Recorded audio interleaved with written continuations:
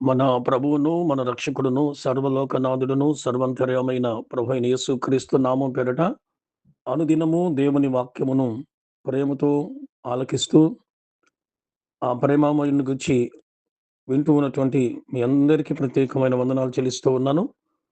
ఈ దినము దేవుని బిడ్డలారా ఒక చిన్న మాట చదువుకొని దేవుని మాటలు ధ్యానం చేద్దాం. మరి కొలస్సీలు రాసిన పత్రిక మొదటి అధ్యాయము 23వ వచనములో మొదటి భాగాన్ని చదువుతూ ఉన్నాను. దాన్ని వినండి. ఆత్మీయ మేలు పొందండి. పునాది మీద కట్టబడిన వారై స్థిరముగా ఉండుడి. ఈ వచనంలో దేవుని బిడ్డలారా బైబిల్ మనకు బోధిస్తున్నటువంటి ఒక గొప్ప సత్యం ఏంటంటే, ఈ భూమికి పునాదిని వేసినవాడు దేవుడు. పునాది అనేటువంటిది చాలా ప్రాముఖ్యమైనది. ఎందుకంటే, ఏ కట్టడమైనా బలముగా బహుకాలంగా నిలబడాలంటే పునాదికి చాలా గట్టిగా ఉండాలి. ఈ రోజున ఇంటి కోసము ఒక పునాది మనం చూస్తూ ఉన్నాము.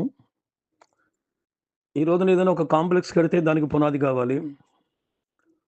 ఈరోజు ఆఖరికి చిన్న బాత్రూమ్ కడతా ఉన్నా దానికి కూడా పునాది కావాలి.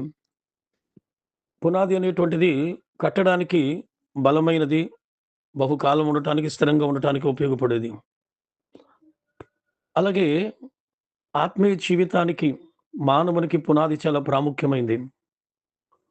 అందుకే 11వ కీర్తనలో ఒక చక్కటి మాట ఉంది. పునాదులు పాడైపోగా నీతిమంతులు ఏమి చేదురు అని దేవుని వాక్యం చెప్తూ ఉంది. అంటే పునాది పాడైపోతే నీతిమంతులు ఏమి చేయలేరు అని వాక్యమే చాలా తేటగా వివరిస్తూ ఉంది. కనుక ఈ పునాది అనేటువంటిది ఒక ఇంటికి ఎంత బలమైనదో, అది స్థిరముగా బహుకాలము కొన్ని సంవత్సరాల పాటు ఉండటానికి పునాదిని ఉపయోగిస్తూ ఉంటాం. ఈ వాక్య భాగములో దేవుడు మాట్లాడుతున్న మాట అండి, పునాది మీద కట్టబడిన వారై స్థిరముగా ఉండుడి అని రాయబడి ఉంది. కొరింథీ పత్రికలో చాలా స్పష్టంగా రాయబడి ఉంది. మొదటి పత్రికలో అపోస్తులు వేసినటువంటి పునాది మీద మాత్రమే కట్టబడాలి.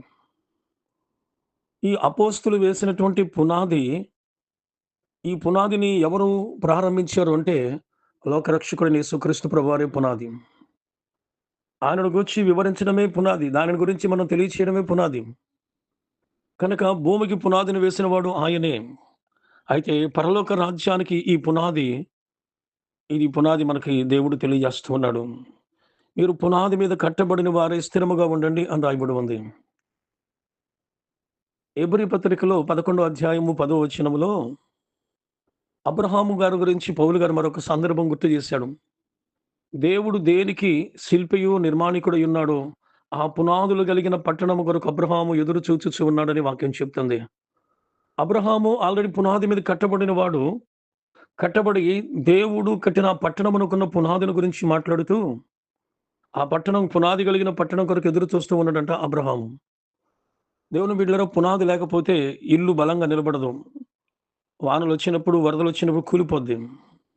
గాలులొచ్చినప్పుడు పడిపోద్ది. కానీ పునాది మీద కట్టబడినటువంటి ఇల్లు వరదలొచ్చినా, తుఫాన్లొచ్చినా, వర్షాలొచ్చినా అది పునాది మీద కట్టబడింది గనక ఇల్లు బలముగా ఉంటుంది.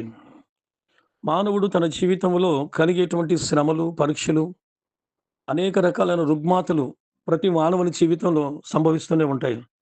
ఇవి కలిగినప్పుడు పునాది మీద కట్టబడినటువంటి వ్యక్తులు అనగా రక్షణ, మారు మనసు, బాప్తీసము, పరిశుద్ధాత్మ అనుభవాన్ని పొందుకున్న వాళ్ళు, నాకు కలిగిన శ్రమ, నాకొచ్చిన ఉపద్రవము, ఇది దేవుని అనుమతి లేకుండా నా కుటుంబానికి రాలేదని తెలుసుకొని, తనకు కలిగిన దానికి మానవుడు ఏం చేస్తాడు అంటే, దేవుని వైపే విచారిస్తాడు. దేవుని దగ్గరే చూస్తాడు.